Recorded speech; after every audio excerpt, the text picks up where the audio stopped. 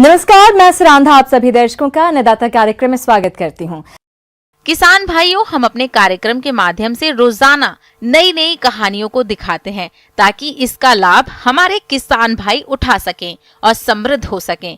इसी को ध्यान में रखते हुए हमने आपको कल के अंश में मिर्च की सफल खेती का पहला भाग दिखाया था और आज जानेंगे कि ये किसान भाइयों ने मिर्च की खेती में सफलता हासिल किस प्रकार से की, उनके अनुभव को जानेंगे।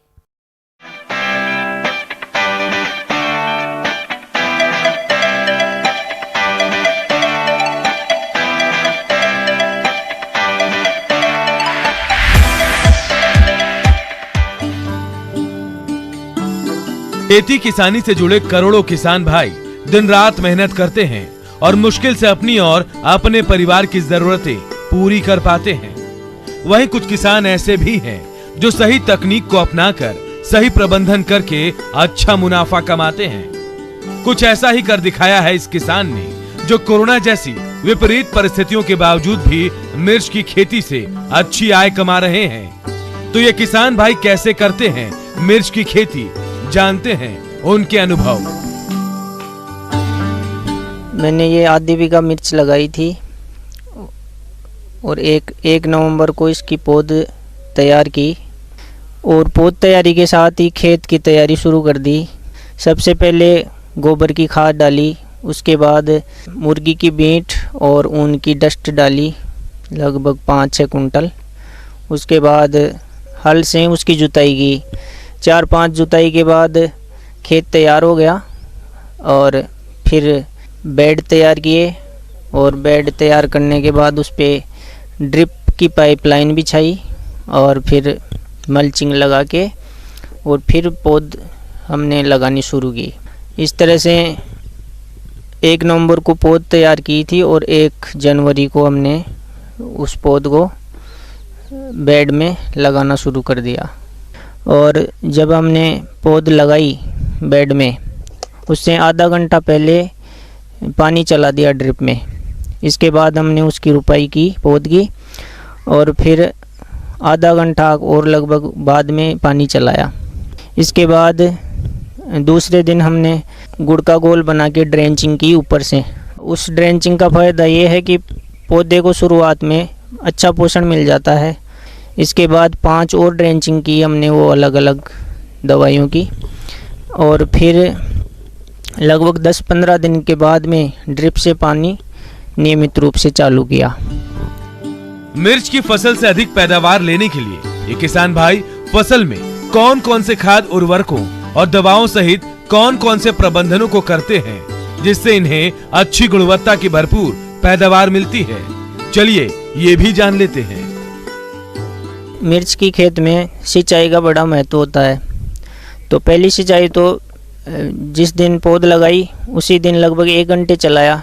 उसके बाद 5 ड्रेंचिंग की, 1 दिन छोड़ के 1 दिन मैनुअल हाथों से। जिस दिन लगाई उससे 14 दिन बाद हमने फिर दोबारा ड्रिप से सिंचाई की लगभग 20 मिनट, और इसके बाद हर तीसरे दिन 20-20, 30-30 मिनट की सिंचाई हर तीसरे दिन करते रहे जब तक कि फ्लावरिंग का टाइम नहीं आ गया। जैसे ही फ्लावरिंग का टाइम आया तब सिंचाई का टाइम थोड़ा बढ़ाया, 25 मिनट किया, और समय समय पर NPK और जो भी सूक्ष्म पोषक तत्व हैं वो ड्रिप के माध्यम से हम देते रहे। जब पौधों में फूल आने की अवस्था होती है उस टाइम जो हमें उर्वरक मुख्य रूप से देना होता है वो 052-34 दी थी मैंने। उसके बाद फ्रूटिंग शुरू हो गई तो उस टाइम हल्के फुल्के कीटनाशक जैसे नीम ऑयल वगैरह का स्प्रे कर दिया, जो ज़्यादा हानिकारक नहीं होते, और नीचे जड़ों में 052-34 दी। उसके बाद तुड़ाई का टाइम आ गया तो लगभग 1 लाख रुपए इस मिर्च की खेती में मुझे बच जाएंगे।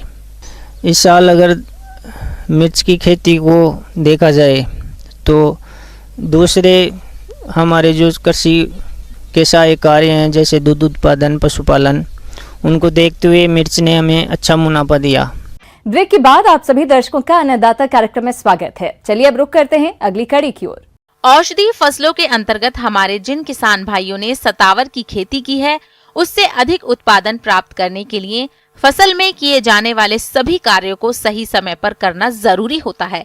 तो अभी सतावर की फसल में कौन कौन से प्रबंधों की आवश्यकता है और इन्हें किस तरह से करना है, इसकी जानकारी दे रहे हैं विषय विशेषज्ञ ज्ञानेंद्र तिवारी। जैसा कि इस समय सतावर आपकी लगभग 1 साल पुरानी लगी हुई है खेत में और अच्छी तरह से उसकी बेलें फैल रही हैं, तो उसमें भी आपको सबसे पहले इस समय पानी काफ़ी गिर रहा है, तो जल प्रबंधन सतावर की उत्पादन के लिए अत्यंत आवश्यक है। क्योंकि अगर जल का भराव थोड़ा भी सतावर में लग गया तो सतावर की जड़ों सड़ने लगती हैं। इससे बचाव के लिए किसान भाई अपने सतावर की जो जड़ें हैं उसके आसपास, हालांकि वो तो मेड़ में लगी हुई हैं, लेकिन कुछ किसान भाइयों ने उसको फ्लैट ज़मीन में लगाया हुआ है, तो उनका जल प्रबंधन अच्छे से कर लें। और कहीं पर भी अगर पानी रुक रहा है तो पानी को आप बीच बीच में निकालते रहें, और जैसे ही बतर मिलती है बीच में हो चला के और उसको मेड़ों में चढ़ा दें, ताकि उसको आवश्यक मात्रा में ऑक्सीजन भी मिले और पानी का भराव बिल्कुल कम से कम हो और पानी के कारण उसका नुकसान ना हो। किसान भाइयों, सतावर एक औषधीय फसल है और इसको खरपतवारों द्वारा अधिक नुकसान पहुंचाया जाता है, तो आप कैसे करें इनका नियंत्रण, आइए जानते हैं। चूँकि सतावर 1 साल पुरानी है और अगर सतावर आपकी उसमें खरपतवार दिख रहे हैं तो खरपतवार आप तुरंत निकाल दें, क्योंकि कुछ ऐसे खरपतवार हैं जो इस समय बहुत ज़्यादा मात्रा में होते हैं, जैसे आपका मोथा हो गया, दूब हो गई, ये सतावर की जड़ों को छेद के उसके पार निकल जाते हैं और आपकी जड़ों का जो गुणवत्ता है वो प्रभावित होती है, वो अलग, उसके जो पोषक तत्व और पानी का जो उपयोग है उसको भी ये कर लेते हैं। तो जड़ तो खराब करते ही हैं और उसके साथ में स्पर्धा भी करते हैं, तो स्पर्धा होने की स्थिति में जड़ों का उत्पादन बहुत कम होता है। तो खरपतवार का प्रबंधन बहुत आवश्यक है, बीच बीच में उसको निकालते रहें। और जब भी आप उसमें मिट्टी चढ़ा रहे होते हैं तो जब आप हो के साथ में जो इतने खरपतवार निकलते हैं उनको छांट कर आप दूर फेंक दें, खेत के आसपास भी नजर नहीं आने चाहिए। तो इस तरह से आप खरपतवारों से मुक्त हो जाएंगे। किसान भाइयों, अभी बरसात का मौसम चल रहा है, तो सतावर की फसल में अधिक सिंचाई की आवश्यकता नहीं होती, लेकिन जिन क्षेत्रों में अधिक दिनों से वर्षा नहीं हुई है तो आप फसल की जरूरत के हिसाब से सिंचाई करते रहें। इसके अलावा फसल में जैविक खादों का प्रयोग करते हुए फसल को सहारा कैसे दें, आइए जानते हैं। उसमें आपको जो मुख्य रूप से है पोषक तत्व, चूँकि वो उसमें उत्पादन काफ़ी होता है, 1 साल पुरानी है, 2 साल जब तक पुरानी नहीं हो जाती तब तक उसका उत्पादन अच्छा नहीं आता है। उसके लिए आप 2 से 4 टन गोबर की खाद अच्छी सड़ी हुई, उसमें 15-20 किलो नीम की खली, और या फिर आपकी वर्मी कंपोस्ट है तो लगभग 5 कुंटल करीब वर्मी कंपोस्ट को आप उसको लेकर और आप खेत में अच्छी तरह से जो उसकी कतारें हैं उनकी जड़ों के पास उनको डाल देंगे, तो उसमें बहुत सारे पोषक तत्व होते हैं थोड़ी थोड़ी मात्रा में, और वो पौधे को प्राप्त होंगे और उसकी जड़ों की वृद्धि बहुत अच्छी होगी और उनकी मोटाई भी अच्छी बढ़ जाएगी। इनके अलावा आप एक चीज़ और आती है कि चूँकि सतावर आपकी 1 साल पुरानी हो गई है, तो जो आपने स्टैकिंग की थी उससे कई बार उसकी ग्रोथ बहुत ज़्यादा होती है, तो स्टैकिंग से टूट के नीचे आ जाती है, या फिर आपके तारे ही टूट जाते हैं, या पानी गिर रहा है तो खंभे गिर जाते हैं। तो उस दौरान आप उसको ये भी देखते रहें कि उनके खंभे सीधे रहें, तो और खंभे लगाएं और तारों से उसको सहारा देते रहें, ताकि उसको बांध भी दें धागे से, ताकि उसमें ज़मीन में ना गिरे, क्योंकि ज़मीन में गिरने के बाद जो उसका जो पत्तियों से जो पोषक तत्व बनते हैं, जो फूड मटेरियल बनता है, तो अगर वो सीधे पौधा रहता है तो उसकी जड़ों में ज़्यादा अच्छे से जाता है। तो इन शाखाओं को आप ऊपर बांध के रखें। स्टैकिंग है तो प्रॉपर उसके बीज सही टाइम में गिरने के पहले आप उसको तोड़ सकते हैं और आपका लाभ अच्छा खासा बढ़ सकता है, क्योंकि ये 1 किलो सतावर का बीज 1000 से 1500 तक 2000 तक बिकता है आराम से। इसलिए आप उस अतिरिक्त लाभ को भी लेने की कोशिश करें, तो उसके लिए आपको स्टैकिंग की व्यवस्था प्रॉपर होनी चाहिए। इसके अलावा सतावर में आप जानते हैं कि उसमें कीट बीमारियों का प्रकोप बहुत कम होता है, लेकिन खरगोश जैसे जानवर जो शाकाहारी हैं, जो जड़ों को खोद के, चूहे ये जड़ों को खोद कर खाते हैं, तो आप इसको भी ध्यान रखें कि खेत के अंदर बीच बीच में घुसें और घुस के देखें कि कहीं इसमें चूहे के बिल तो नहीं है, और आ रहे हैं तो उनकी प्रॉपर देखभाल करें। और उसके लिए भी कुछ ऐसे केमिकल आ गए हैं आजकल की, जो बाहर खेत के बाहर अगर उसको डाल दिया जाए, जैसे क्लोरपायरीफास वगैरह को, तो उससे भी जो चूहे हैं, चूहे भी नहीं आते हैं, वो भी आप कर सकते हैं।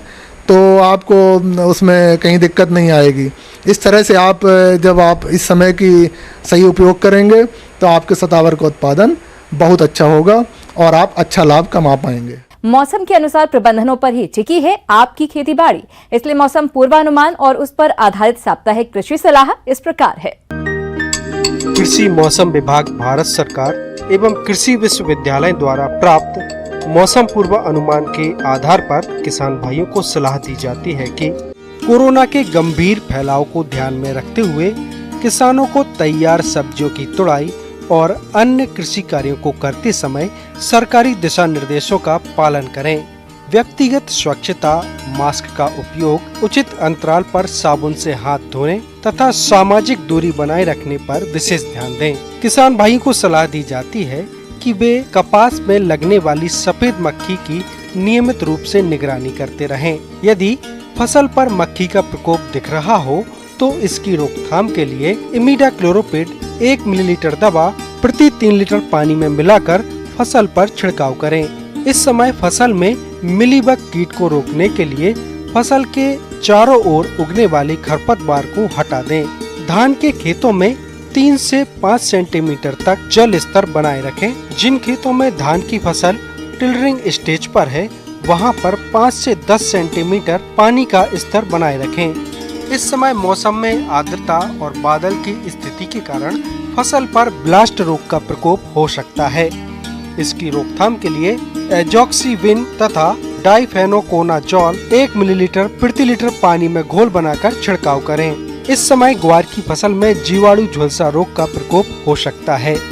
इसकी रोकथाम के लिए 100 लीटर पानी में स्टेप्टोसाइक्लिन 20 ग्राम और कॉपर ऑक्सीक्लोराइड 200 ग्राम के हिसाब से घोल बनाकर 15-15 दिन के अंतराल पर छिड़काव करें। झुलसा रोग की रोकथाम के लिए जाइनेप, मैनकोजेब आदि दवाओं का प्रयोग भी कर सकते हैं। मूंग की फसल में इस समय फली छेदक कीट का प्रकोप हो सकता है। इसकी रोकथाम के लिए फ्लूबेंडियामाइड 0.3 मिलीलीटर प्रति लीटर पानी में घोल बनाकर छिड़काव करें। मूंग की फसल में हरा तेला और सफेद मक्खी का प्रकोप हो सकता है। ये दोनों ही कीट फसल में पीतसरा मोजेक रोग को फैलाते हैं।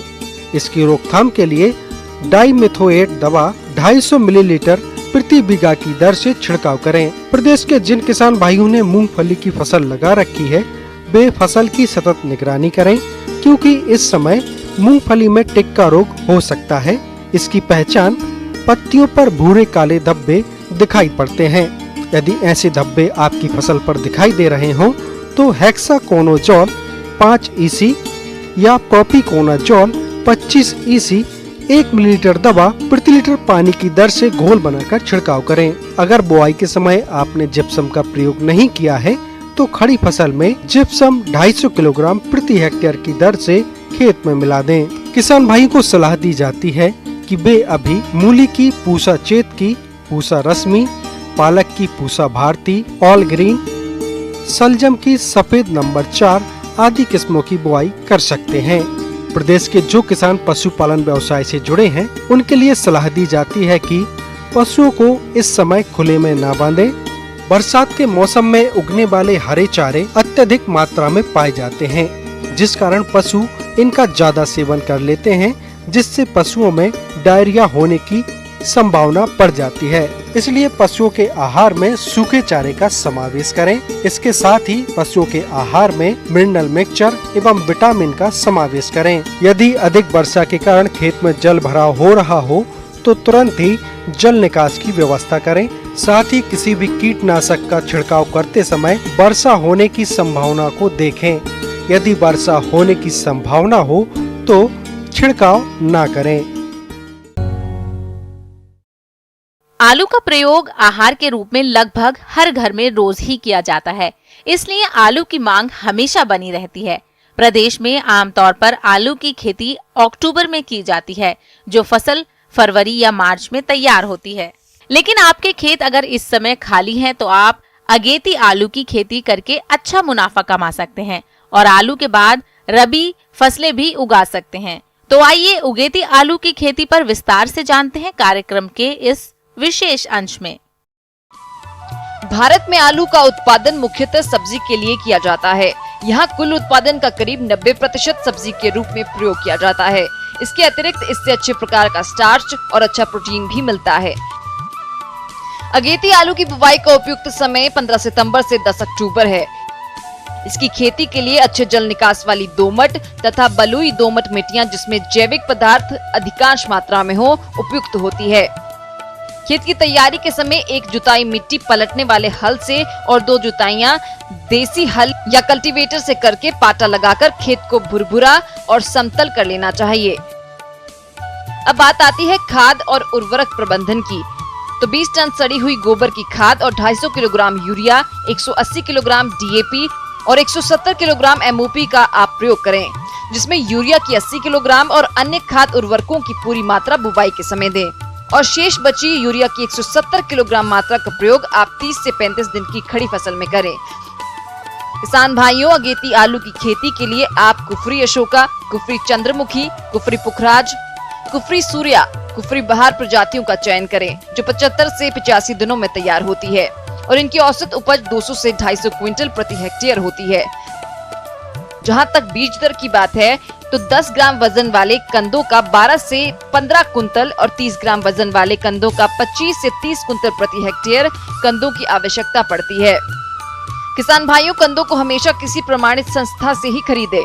कंदों को रोगों से बचाने के लिए मैंकोजेब 2 ग्राम दवा को प्रति लीटर पानी में घोलकर कंदों को 10 मिनट तक डूबा रहने दें और उसके बाद इनको निकालकर छायादार स्थान पर फैला दें, जिससे इसकी परत कंदों पर सूख जाएगी। उसके बाद इनकी बुवाई करें। किसान भाइयों, कंदों की बुवाई लाइनों में करें, जिसमें लाइन से लाइन 40 से 50 सेंटीमीटर और पौधे से पौधा 20 से 25 सेंटीमीटर की दूरी रखते हुए पोटैटो प्लांटर की सहायता से या हाथों से बीजों की बुवाई करें। इस प्रकार किसान भाइयों, आप इन सभी बातों को ध्यान में रखते हुए यदि अगेती आलू की बुवाई करते हैं तो आपको अगेती आलू की फसल से 200 से 250 कुंतल प्रति हेक्टेयर उपज प्राप्त होती है।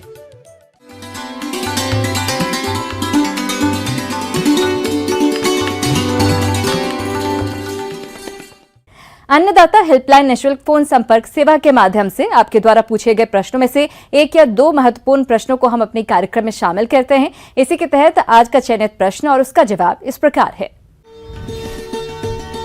अन्नदाता निःशुल्क फोन संपर्क सेवा के माध्यम से पूछे गए प्रश्नों में से आज हमने जिस प्रश्न को कार्यक्रम में शामिल किया है उसे पूछा है ग्राम धोली, जिला टोंक के कृषक मुनेश कुमार ने।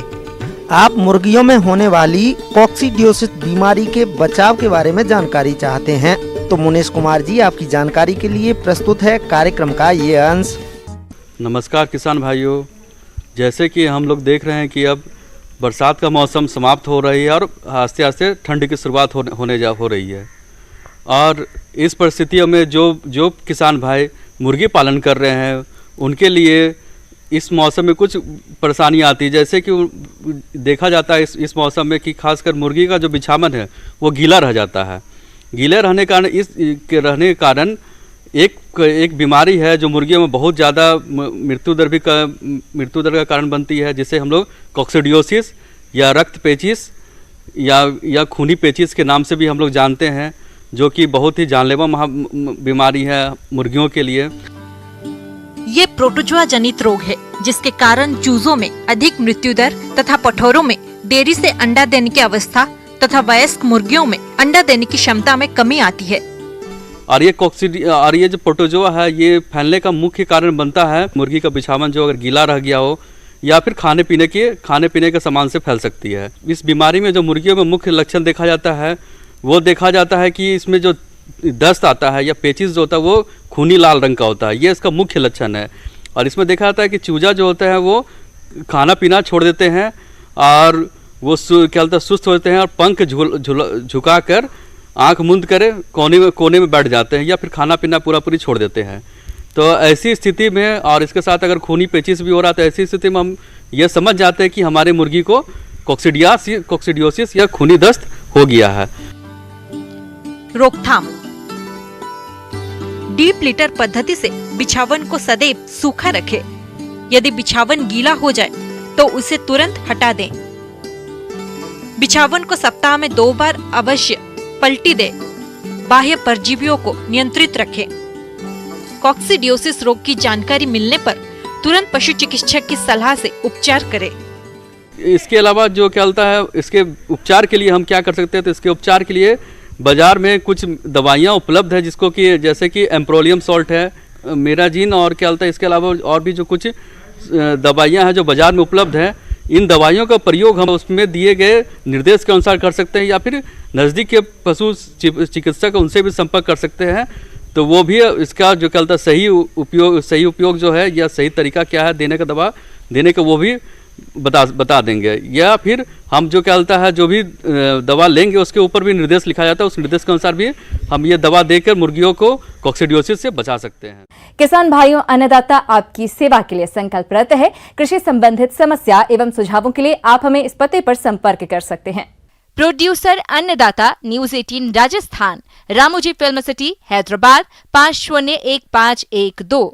साथ ही आप हमें ईमेल भी कर सकते हैं। हमारा ईमेल है p18annadatarajasthan@nw18.com।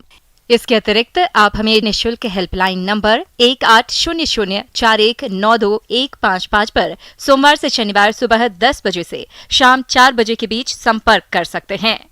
किसान भाइयों, अब समय हो रहा है आपसे विदा लेने का, तो हमारी पूरी अन्नदाता टीम को दीजिए इजाजत। कल फिर आपसे मुलाकात होगी कृषि संबंधित कुछ और महत्वपूर्ण जानकारियों के साथ। नमस्कार।